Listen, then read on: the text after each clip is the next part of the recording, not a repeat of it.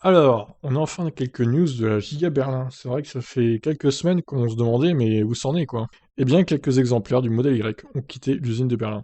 Sa production en masse dans l'usine pourrait débuter en janvier-février. Février! Oh là là, ça devait quand même débuter en décembre 2020. 21. Officiellement, la Gigafactory de Berlin n'est pas encore prête à produire des Tesla.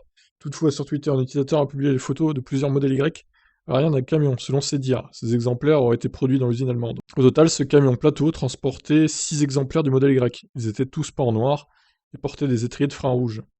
Ce sont donc des modèles Y performance. Et si vous observez attentivement, quelques pièces étaient manquantes. Sur certaines unités, la voiture située le plus en arrière ne portait, par exemple, pas de bouclier. Comme le précisent à juste titre les commentaires, il pourrait s'agir de véhicules destinés aux organismes de crash test ou autres.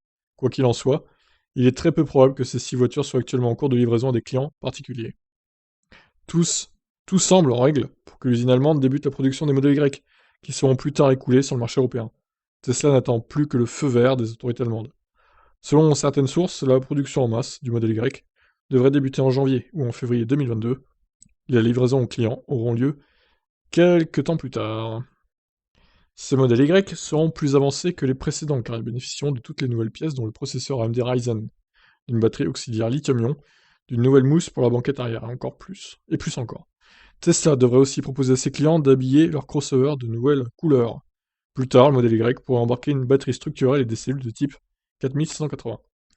Si vous comptez vous offrir le crossover californien, il est donc préférable d'attendre un peu avant, afin que votre voiture bénéficie de toutes les dernières avancées de la marque de Palo Alto. Ok, bon, bref, fin de l'article. Alors, est-ce que c'est vraiment des voitures sorties de l'usine de Berlin? Je pense que oui, a priori, mais bon, on peut pas en être sûr à 100% non plus. Et oui, comme ils disent, vu l'état des voitures, ça sera pas livré aux clients, ça, hein. Maintenant, oui, pour les crash tests, pourquoi pas. Ça paraît probable. Voilà pour cette news. Qu'est-ce que vous en pensez? Ciao, ciao.